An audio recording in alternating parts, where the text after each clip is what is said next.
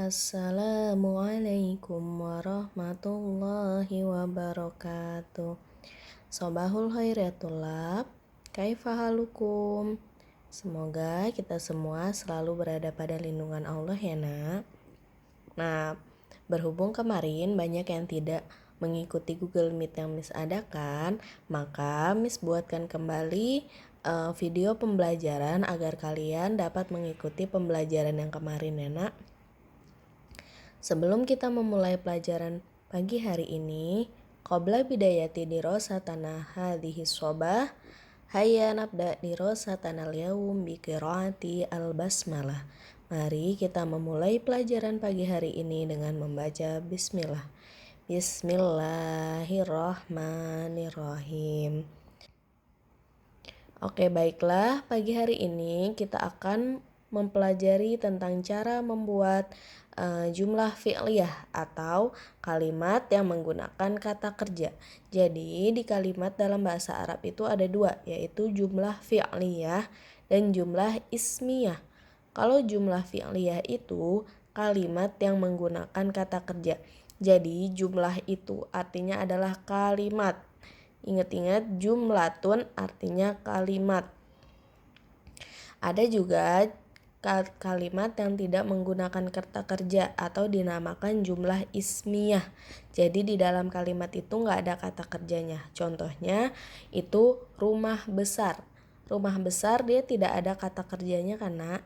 Nah, kalau pagi hari ini kita akan mempelajari tentang membuat kalimat yang menggunakan kata kerja di dalamnya. Jadi ketika kita membuat jumlah fi'liyah atau kalimat yang menggunakan kata kerja, maka strukturnya yaitu yang pertama adalah kata kerjanya dulu. Atau dalam bahasa Arab adalah fi'lun. Ikuti bersama-sama, fi'lun.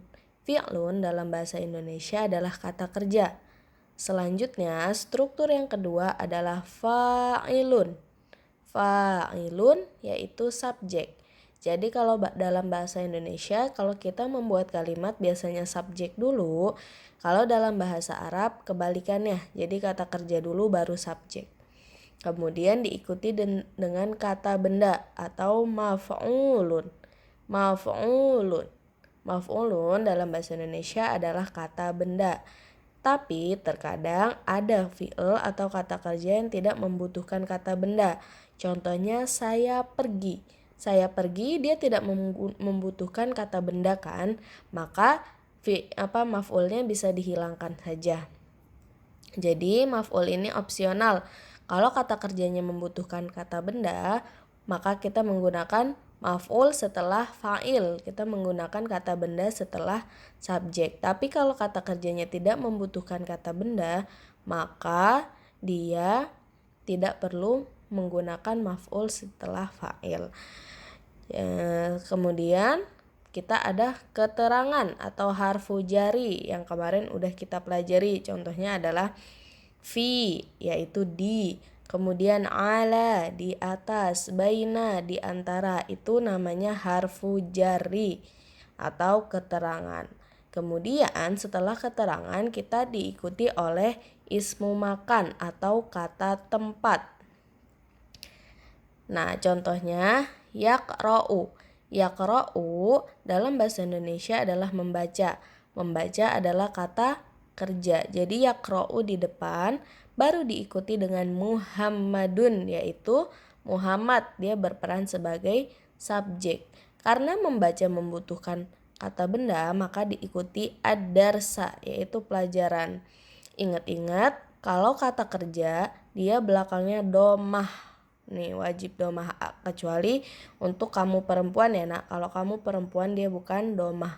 Kemudian Muhammad atau fa'il subjek dia juga domah.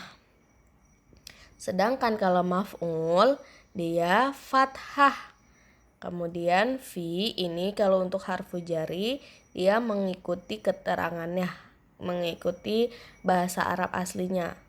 Nah, kalau misalkan setelah si harfu jari, jangan lupa katanya ditambahkan alif lam sebelumnya dan harokat terakhirnya kasroh. Jadi yaqra'u Muhammadun ad-darsa fil fasli. Muhammad. Kalau diartikan dalam bahasa Indonesia yang baik, Muhammad membaca pelajaran di kelas. Pokoknya ingat-ingat susunannya kata kerja, fi'al, kemudian subjek atau fa'il, kemudian maf'ul, kata benda, kemudian harfu jari, keterangan, dan yang terakhir ismu makan atau kata tempat. Nah, perlu kalian ketahui bahwa ada beberapa fi'al atau kata kerja yang sudah langsung melekat dengan fa'ilnya, yaitu dhomiru muttasil. Jadi nggak perlu nambahin fa'il lagi setelah fi'alnya. Contohnya apa, Miss? Nih, adhabu. Adhabu kalau kita artikan dalam bahasa Indonesia yaitu ana adhabu.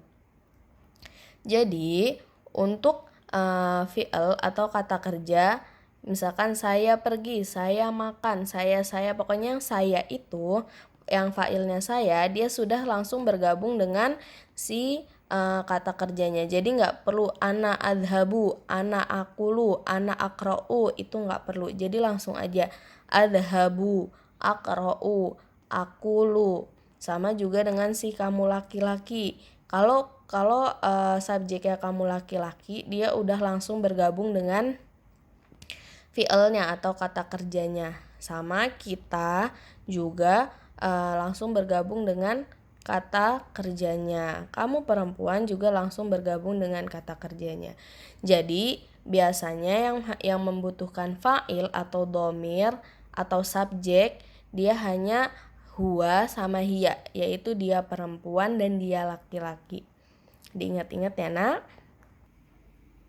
Baiklah, jika sudah mengerti dengan materi yang disampaikan, langsung dibuka bukunya halaman 94, latihan 7. Kita langsung mulai ke latihannya ya, Nak.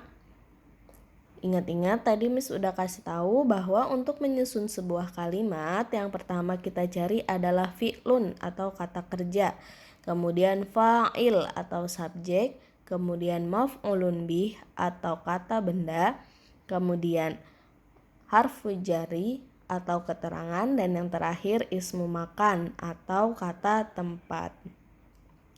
Contohnya kayak gini.